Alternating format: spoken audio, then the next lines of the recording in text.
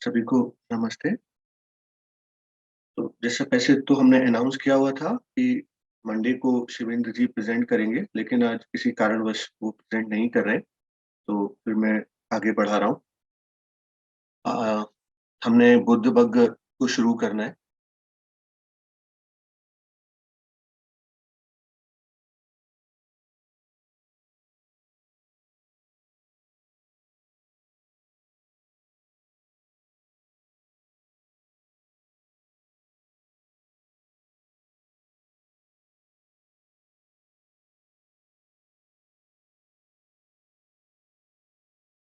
तो इसको शुरू करने से पहले मैंने एक छोटा-सा हिम्न लिखा है, मात्र चेता की बुक से।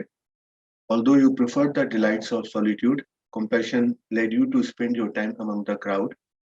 तो भगवान बुद्ध को प्रणाम करते हुए मैं इसको बुद्ध वग्ग का वर्स नंबर 179 लेता हूँ। 179 एंड 180 ये दोनों एक साथ ही हैं। मार माराधितर वत्थु माराधितर means the story of three daughters of Mara. तर इज त्रय थ्री होना माराधितर। तो इस कंटेक्स्ट में क्या है इस वर्ष में पहले का वो हम पढ़ लेते हैं। The Buddha first uttered this versus. उन्होंने भगवान बुद्ध ने ये दोनों जो वर्सेस थे ये बोधि ट्री में जब उनको संबोधि प्राप्त हुई थी बोधि ट्री के नीचे बैठकर उस समय बोले थे। मारा की जो तीन डॉटर थी उनको देखकर। अभी उनके नाम हम आगे पढ़ेंगे। देन भगवान बुद्ध ने ये वर्सेस को फिर से रिपीट किया था। जो एक मागंधिया करके एक युवती थी उसके ब्राह्मण पेरेंट्स के लिए ब्राह्मण पेरेंट्स के सामने और मागंधिया के रिगार्डिंग उन्होंने इस वर्ड इन वर्सेस को दोबारा से बोला था। देन जब वो कुरु देश में थे। ये मागंधिया जो थी एक बहुत सुंदर युवती थी और उसके विवाह के लिए बहुत सारे लोग उससे उत्सुक थे शादी करने के लिए, लेकिन उसके जो पिता थे वो सारे ऑफर को ठुकरा देते थे। तब एक दिन उसके पिता ने भगवान बुद्ध को देखा और जो पूरी कहानी है उसमें था कि भगवान बुद्ध को भी पता लग गया कि एटलीस्ट मागंधिया के जो पेरेंट्स हैं वो अभी ही they are ready for upliftment in the Dhamma. तो भगवान बुद्ध स्वयं ही उनके रास्ते में प्रकट हो गए। तो उस ब्राह्मण ने भगवान बुद्ध को देखा और फिर उसने सोचा कि इस व्यक्ति को मैं अपनी पुत्री सौंप दूंगा शादी के लिए। So the Buddha did not accept or did he refuse the offer, but first he related to the Brahman how the daughter of Mara, Tanha, Arati and Raga tempted him soon after his attainment of Buddhahood। तो भगवान बुद्ध ने उस ब्राह्मण को मना तुरंत तो नहीं किया। उन्होंने ये बताया कि कैसे जब उनको संबोधि प्राप्त होने ही वाली थी उससे थोड़ी देर पहले मारा ने उनको बहुत तरह के ऑफर दिए थे और द थ्री डॉटर्स ऑफ मारा तथा अराती एंड रागा ने उनको टेम्प्ट करने का कोशिश किया था, लेकिन उस समय भी उन्होंने एक्सेप्ट नहीं किया। उसके बाद फिर भगवान बुद्ध ने उस ऑफर को डिक्लाइन कर दिया। उस मगंदिया ब्राह्मण को भी बोलते हैं, मगंदिया उसकी पुत्री का नाम भी है। और एक ऐसा वर्ड्स बोला जिसमें अनअट्रैक्टिवनेस ऑफ द बॉडी थी, अशुभ संज्ञा था। This verse wounded Magandhia's vanity, but it had such a profound impact on her parents that right on the spot they realized the fruit of on returning. Magandhia took the Buddha's rejection to her as a personal insult and came to harbor a bitter hatred against him, a hatred she could never overcome। तो जब भगवान बुद्ध ने वो एक ऐसा words बोला अनअट्रैक्टिवनेस of the body को लेकर, इफ उसमें कुछ ऐसा था कि भगवान बुद्ध ने बोला कि मैं अपने पैर के नाखून से भी अंगूठे से भी तुमको टच नहीं करूँ, मुझे अनअट्रैक्टिवनेस ऑफ द बॉडी है। सो मगंदिया वाज़ फेल्ट वेरी इंसल्टेड, लेकिन उसके parents since they were right for upliftment तो उनको अनागामी फल प्राप्त हो गया। और मगंदिया ने इस बुद्धा के जो रिजेक्शन था उसको बहुत ही पर्सनल ले लिया और उनके प्रति एक द्वेष जगा लिया, जिसको हम बाद में हमने पढ़ा हुआ है डिसाइपल ऑफ बुद्धा में, सामावती की कथा में, कि भगवान बुद्ध से वो द्वेष करती ही रही और आगे उसका फल को मिला। उसको निरय लोक में जाना पड़ा था। On hearing those words of Buddha, both the Brahmin and his wife attained Anagami fruition. Later they joined the order and eventually both of them attained Arhatstva। तो मगेंद्रिया के जो पेरेंट्स थे उनको अरहंतशिप प्राप्त हो। और मगेंद्रिया की जो कहानी है वो हमने डिसाइपल ऑफ बुद्धा में जो नन्स की स्टोरी पढ़ रहे थे उसमें समावती में है। तो हम अब वर्स पढ़ लेते हैं। यस्य जितं नावजीयति जितं यस्य नो याति कोचि लोके तं बुद्धमनन्तगोचरम् अपदं केन पदेन नेष्यथ। यस्य जालिनी विसत्तिका तर्हानद्धि कुहिञ्चिनेतवे तं बुद्धम् अनन्तगोचरम् अपदं केन पदेन नेष्यथ। इसका जो ट्रांसलेशन है, मैंने दो ट्रांसलेशन पिक किए हैं। एक तो भिक्खु सुजातो के द्वारा है, yes जितं नाभ जियति, he whose victory may not be undone, a victory unrivaled in all the world. By what track would you trust that Buddha, who leaves no track in this infinite range? Buddham ananta gochar. Then of craving, the weaver, the clinger, he has none. So where can he be traced? By what track would you trace the Buddha, who leaves no track in this infinite range? एक और है, उसके बाद मैं हिंदी पढ़ लेता हूँ। ये भी पीटर फेल्डमियर का है, सूत्रा सेंट्रल वेबसाइट से लिया है। He whose victory cannot be undone, a conquest no one in the world can pursue. This is the Buddha, trackless in an endless field. By what path would you guide him? The one who has no snare, no craving, no thirst to carry him anywhere. This is the Buddha, trackless in an endless field. By what path would you guide him? तो इसका हिंदी बन सकता है कि जिनकी विजय को अब वापस नहीं किया जा सकता, जिनकी विक्ट्री इतनी बड़ी है कि अब वो कभी पलट नहीं सकती। और एक ऐसा उनकी विजय थी जो कि पूरे लोकों में शायद ही कोई कर पाता, वो अकेले बुद्ध ने ही उसको प्राप्त किया। जितन यस्य नो याति कोचि लोके तं बुद्धम अनंत गोचरम। ऐसे बुद्ध पुरुष जो अनंत गोचर हैं, जिसके लिए उन्होंने ट्रांसलेट किया है trackless in an endless field. अनंत की ओर देख रहे हैं या अनंत में रहते हैं। अगोचर जैसे हम बोलते हैं, अनंत गोचर। अपदं केन पदेन नेसत। उनको कौन गाइड कर सकता है, उनको कौन ट्रैक कर सकता है। और जिनके अंदर कोई भी यस जालिनी विसत्तिका तनहा नत्थि कुहिंची नेतवे। तो जिनके अंदर क्रेविंग नहीं है और थर्स्ट नहीं है और किसी प्रकार का जाल अब नहीं बचा हुआ है आसक्तियों का, उन भगवान बुद्ध को कौन ट्रैक कर सकता है। तो ये दो ट्रांसलेशन है। मे बी इसको हम अभी सर से और समझ लेंगे, लेकिन पहले मैं रिफ्लेक्शन पढ़ लेता हूँ।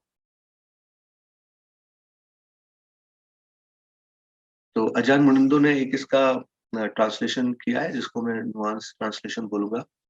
That the Buddha perfection is complete, there is no more work to be done, no measure is there for his wisdom, no limits are there to be found, in what way could he be distracted from truth. तो भगवान बुद्ध का जो संबोधि है वो अपने आप में complete है। अब उसमें आगे कुछ नहीं करना है, कोई उसका नाप नहीं है कि हम उनके ज्ञान को नाप सके अब, और उसकी कोई सीमा नहीं है अब। और ऐसा कोई तरीका नहीं है जिससे भगवान बुद्ध को आप सत्य से डिस्ट्रैक्ट कर पाए, अलग कर पाए। तो इसमें रिफ्लेक्शन जो उन्होंने किया है, there is a real reality that can be known, the Buddha knew it. It is possible to awaken beyond all the feelings of limitation that lead to disappointment and regret. Skillfully trusting in the Buddha's enlightenment establishes an inner frame of reference. When we find ourselves disoriented by the life, we realign ourselves by engaging this trust. Trust is an inner structure, like the sails on a yacht. When rightly set, they capture the wind, which powers the vessel onwards towards its destination. So, अनमुंदो जैसा विचार कर रहे हैं, उनका है कि हम भगवान बुद्ध की जो संबोधि थी उसके ऊपर हम श्रद्धा रखें, और वो उस रियलिटी को जानते थे जो कि वास्तव में है, जो कि मोह से परे है। और उस रियलिटी तक हम भी जाग सकते हैं जहाँ पर हमें निराशा की और पश्चाताप की फीलिंग्स ना हो। और ये जो भगवान बुद्ध के प्रति अगर हम उनके संबोधि के प्रति, उनकी शिक्षाओं के प्रति अगर श्रद्धा रखेंगे, तो वो कुछ ऐसा होगा जैसे कि हम एक नाव में पहले एक कपड़ा बाँधते थे और वो हमारे को वो जो अ, सेल को हमारे को नाव को पुश करता था हवा की दिशा में। तो वही श्रद्धा हमारे लिए काम करेगी। जब भी हम अपने आप को भटका हुआ महसूस करेंगे, तो हम भगवान बुद्ध के इन वचनों को और उनकी बाकी शिक्षाओं को याद करके हम सही दिशा में चल सकते हैं। जैन बंधु ने इसको ऐसे लिया है। फिर मैंने एक छोटा-सा रिफ्लेक्शन जो मैंने सोचा, वो मेरे मन में यही आया कि जब भगवान बुद्ध ने एक्चुअली मैंने वो जो अनअट्रैक्टिवनेस ऑफ द बॉडी वाला जो था, वो सूत्र मैंने पढ़ा हुआ है। तो मुझे लगा कि मेरे मन में ऐसा विचार आया कि क्या भगवान बुद्ध एक काइंड ऑफ सबसे ही अलग हो गए थे और आइसोलेटेड रहते थे। तो फिर मैंने सोचा कि ऐसा नहीं है, वो मदद भी करते थे, डिपेंडिंग ऑन द इंटेंशन, सामने वाले की इंटेंशन क्या है, तभी वो रिजेक्ट करते थे या एक्सेप्ट करते थे चीज़ों को। तो इन्विटेशन ऑफ महाराज डॉटर वो तन्हा, अराती और रागा बोला था, जैसे thirst, aversion and raga is desire. So was declined by Buddha. However, request of Sahampati Brahma to help the being suffering in the miseries of samsara was granted by him. तो भगवान बुद्ध ऐसा नहीं था कि वो जिसको हम बोले पत्थर दिल नहीं थे कि किसी का रिजेक्शन ही करते थे और अपनी ही उसमें रहते थे। लेकिन जब उनसे साहम्पति ब्रह्मा ने रिक्वेस्ट किया, तो उन्होंने उनकी रिक्वेस्ट को तो ग्रांट कर लिया, लेकिन महाराज डॉटर की रिक्वेस्ट को ग्रांट नहीं किया था।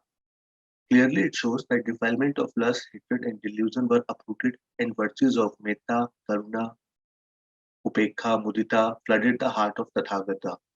तो ये साफ दिखाता है कि संबुद्धि प्राप्त जब दिशा में जाते हैं, तो जो डिफाइलमेंट्स है और जिसमें कि जब कोई इस प्रकार का प्रपोजल है जिसमें लस्ट, हेट्रेड या डिल्यूजन है, तो उसको रिजेक्शन किया जा सकता है। लेकिन इसका मतलब ये नहीं कि वो हृदय खाली हो गया। उसके अंदर ये loving kindness, compassion, sympathetic Joy और इक्वानिमिटी भर जाते हैं। And this is the reason the Buddha is unaffected and unattracted by the beauty of Magandhya, but he is moved by the sufferings of Kisagotami, Bhattacharya, etc. and help them actively. तो इसलिए भगवान बुद्ध को कोई distract नहीं कर सकता था, उनका जो पाथ है उसमें चलने से ब्यूटी ऑफ मगंदिया उसको डिस्ट्रैक्ट नहीं कर पाई। लेकिन जब उनके पास किसा गौतमी या भट्टाचार्य उनसे मदद मांगने पहुंचे, तो उन्होंने जो बन पड़ता था वो उनके लिए किया था। तो certainly he will help, and his heart is full of karuna. I wish Magandhya could take Buddha's stern word in stride.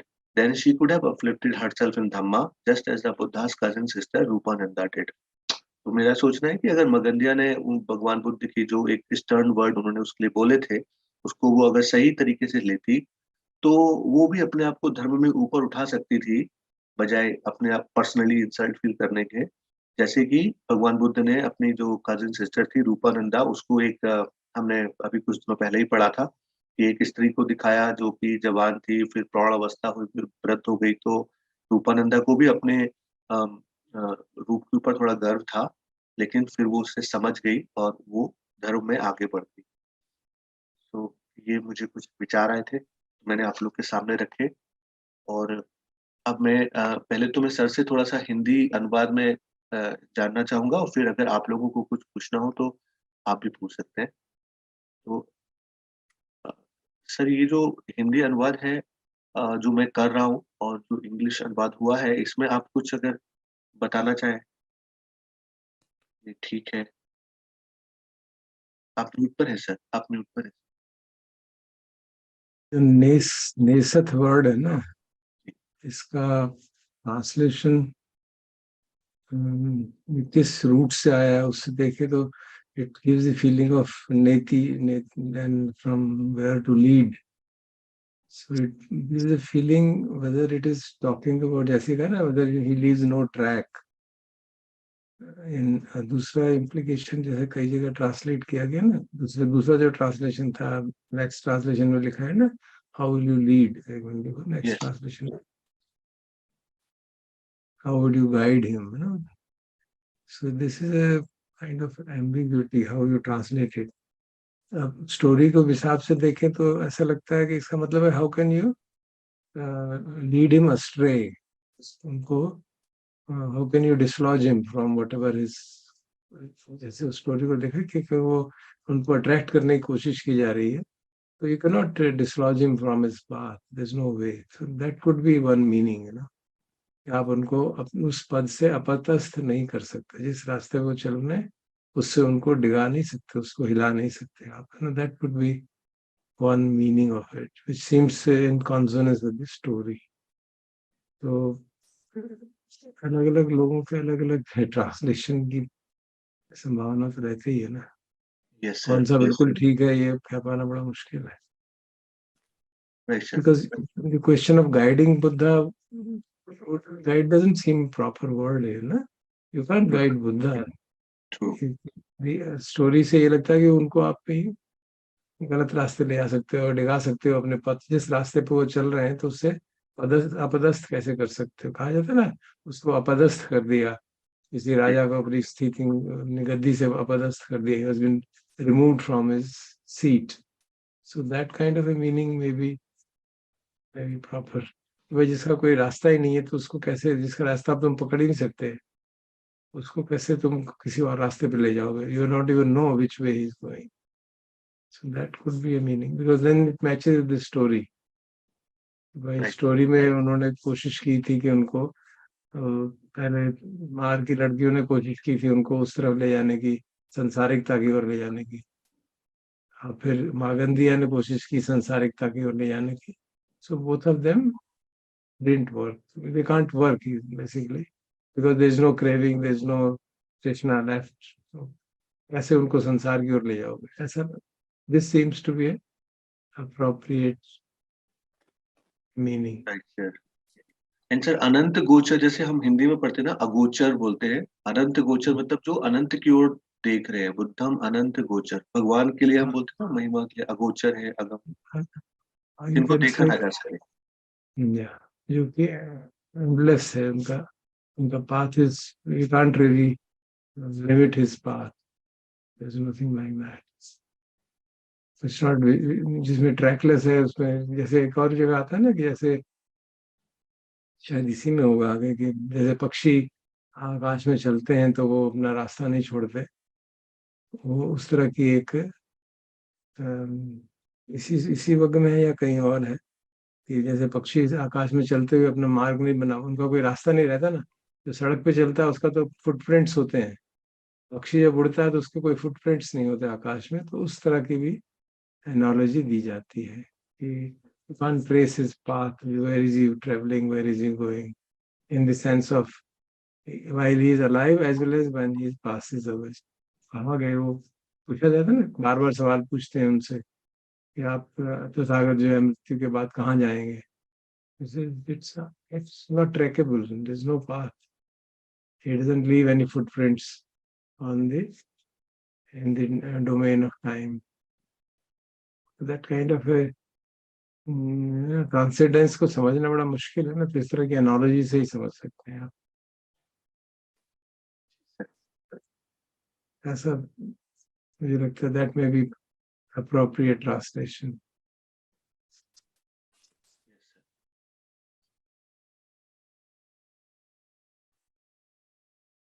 तो अगर किसी और को कोई प्रश्न हो तो आप पूछ सकते हैं. निखिल, यहाँ पे मुझे लगता है गोचर का मतलब पेस्चर है, जैसे फील्ड लिखा है ना उसमें, तो अगोचर से लिंक नहीं है. Yeah, I think gochar also means that, yes. SP sir सुन नहीं पाया गोचर से तात्पर्य क्या बताया आपने Field. फील्ड अच्छा पेस्चर, जहाँ पे गाय चरती है या जानवर, मतलब something like equivalent of that. मुश्किल है सर गोचर वो तो नहीं होगा गोचर का मतलब आप बोल तो सही रहे हो गो मतलब गाय चर, लेकिन ये वो वाला नहीं होगा सर। आई मतलब I personally very strongly feel अगोचर गोचर गाय की फील्ड तो नहीं होनी चाहिए सर आपको। हाँ नहीं, अगर अगोचर लिखना होता तो फिर वो इसमें अनंत लिखने की जरूरत नहीं थी। वो दम अगोचरंग, अगर अगोचर लिखना होता तो अगोचर लिख देते। अनंत लिखा है ना, तो it gives a feeling of infinite. So, I mean, you can put it in either way. It doesn't really change the meaning. Basically, मतलब ये है कि he can go in any way. You can't trace. Is a transcendent reality जो कि 5 खंडों से नहीं identify होता, और हमारी जो क्षमता है वो 5 खंडों से आइडेंटिफाई करने की है। उससे बाकी हमें नहीं मालूम, कुछ खंडों के बाहर भी कुछ है। We don't know that, we have no way of knowing it. So you can put it in a, if you like literally translate तब तो यही होगा, endless field, अनंत, infinite. गोचर means the place where cows. ओ आप भी agree करते हैं sir, गोचर मतलब वही Yes. होगा। ओ गोचर का मतलब तो यही होता है यार। पाली में गोचर का मतलब यही होता है। It is use, this word is used in many places. Okay. मेरे दिमाग में वही है कि हम जैसे हम वैदिक संस्कृति में भगवान को बोलते हैं ना कि अगोचर है, जिनको देखा नहीं जा सकता। तो अनंत गोचर है, ये अनंत की ओर देख रहे हैं, ऐसा करके मुझे लगा था। आई भगवान डोंट की नो, आई महिमा थिंक हम लोग जब गाते हैं तो अगोचर बोलते हैं उनको। अब अगोचर वहाँ और ये गोचर, अनंत गोचर, आ की जगह अनंत गोचर लगा दिया है, मुझे ऐसा कुछ लगा। जो, I can't say, I don't know really, can't say for sure, because the word is in Pali, not in Hindi, so there's a difference. उसी वर्ड का राइट हर पारी वर्ड का इक्विवेलेंट हिंदी नहीं होता, there's a right. difference. I can just check up in the dictionary also, I think, क्योंकि गोचर शब्द कई जगह यूज हुआ है ना, वहां पे उसी सेंस में यूज हुआ है।